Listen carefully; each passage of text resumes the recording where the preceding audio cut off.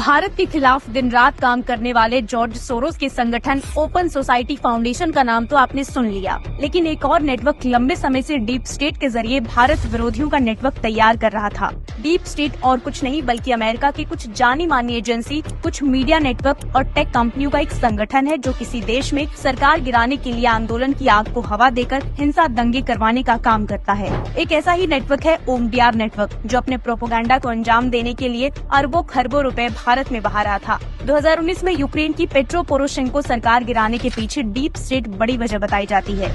इसी ओमडीआर नेटवर्क के sponsored social media बिकाऊ बुद्धिजीवियों के जरिए ये बताया गया कि जेलेंस्की ही उनके लिए सही चॉइस है। जैसे आज राहुल गांधी को जननायक बताया जा रहा है, जैसे जेलेंस्की की एक जिद के कारण कि नाटो में जाने से यूक्रेन की सारी समस्या खत्म हो जाएगी, वैसे ही राहुल गांधी को लगता है कि जाति जनगणना से सारी परेशानी खत्म। ओमडीआर नेटवर्क की जन्म कुंडली। ईरानी अमेरिकन कहलाने वाला पियर ओमडीआर ईबे का फाउंडर था। इसकी संपत्ति सोरोस से भी दोगुनी मानी जाती है।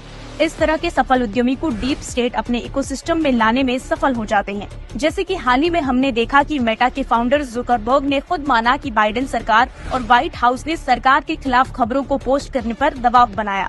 ठीक ऐसे ही विदेशी ताकतें अपना नेटवर्क या ये कहें मोहरा दूसरे देशों में खड़ा करती है ताकि जवाबदेही सीधी उन पर न आए। ओमडीआर भी ऐसा ही नेटवर्क है जो अलग अलग तरीकों से अस्थिरता पैदा करने की कोशिश करता है।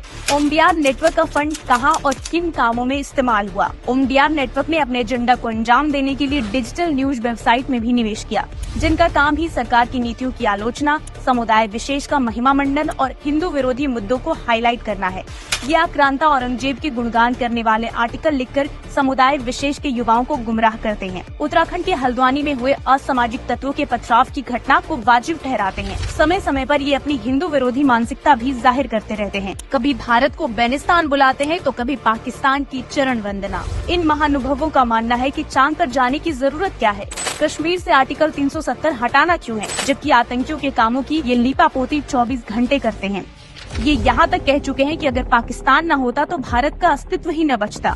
ये सब कहने के पीछे इनका एजेंडा यही होता है कि लोगों के मन में भर दिया जाए कि भारत जैसा है वैसा रहे, भारत विकसित ना बन पाए, दुनिया में भारत की साख ना बढ़े। इनकी फंडिंग लिस्ट में फिर आते हैं कुछ ऐसे एनजीओज जिसका इस्तेमाल सरकार के ऊपर दबाव बनाने से लेकर उनकी नीतियों की आलोचना करने के लिए किया जाता है। जैसे एडीआर एक ऐसा एनजीओ है जिसे ओमडीआर नेटवर्क से भारी मात्रा में फंडिंग मिलती है। इस एनजीओ ने इस साल सुप्रीम कोर्ट के द्वारा एसबीआई के ऊपर दबाव बनाया था इलेक्टोरल बॉन्ड की जानकारी निकालने के लिए। तो सोचिए, एनजीओ ऐसे विदेशी पैसों का इस्तेमाल कोई कल्याण के काम के लिए नहीं करते, बल्कि अस्थिरता पैदा करने के लिए करते हैं। ओमडीआर की फंडिंग लिस्ट में ये रिसर्च ऑर्गेनाइजेशन भी शामिल है। इनमें से सीपीआर की हेड हैं कांग्रेस नेता मणिशंकर की बेटी यामिनी अय्यर। क्यों इस ऑर्गेनाइजेशन को पूरे देश में और कोई एक्सपर्ट नहीं मिला? यामिनी कोविड के समय इस्तेमाल होने वाले सरकारी खर्च से लेकर हर एक नीति की आलोचना करती है। तो क्या ऐसे में ये कहना सही नहीं होगा कि रिसर्च के नाम पर आस्तीन के सांप को पाला जा रहा है? इनकी फंडिंग लिस्ट में कुछ ऐसे संगठन भी आते हैं जिन्हें आज बैन कर दिया गया है, जैसे कि पीएफआई।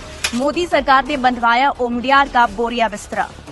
2010 में पहली बार ओमडीआर नेटवर्क भारत आया था। पहले एनजीओ और बाद में स्टार्टअप कंपनियों में भी निवेश करना शुरू किया ताकि जिन्हें ये फंड कर रहे हैं वो भी इन्हीं की भाषा बोलना शुरू कर दे।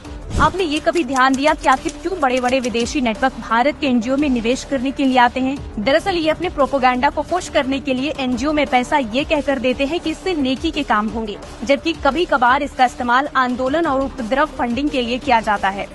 ओमडीआर के 2024 में भारत छोड़ने की वजह ये भी थी कि मोदी सरकार ने उनके फंडिंग के लाइसेंस पर लगाम लगा दी और ये डिटेल मांगना शुरू किया कि एनजीओ विदेशी फंड का इस्तेमाल आखिरकार करते कहाँ हैं। जिसके बाद ओमडीआर नेटवर्क के साथ 13,000 से ज्यादा एनजीओ ने खुद अपना लाइसेंस रद्द करवा लिया।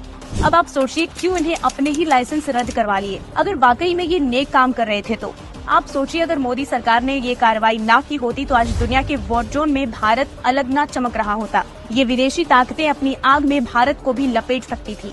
हालांकि भारत में विपक्षी दल जरूर इस पर तेजी से काम कर रहे हैं और जाति जाति चिल्लाकर गृह युद्ध की हालत पैदा कर रहे हैं। आज भले ये नेटवर्क बंद हो गए, लेकिन जिन देश विरोधी प्लेटफॉर्म को इसने जन्म दिया वो आज भी चल रहे हैं और इन्हीं के खबरों के बाण से इंडिया अलायंस कभी जातिवाद, कभी विकास नीतियों पर सवाल उठाते हैं और लोगों को गुमराह करते हैं। इसलिए हमें ऐसे नेटवर्क के बनाए प्लेटफॉर्म के मनगढ़ंत बातों से सतर्क रहने की जरूरत है।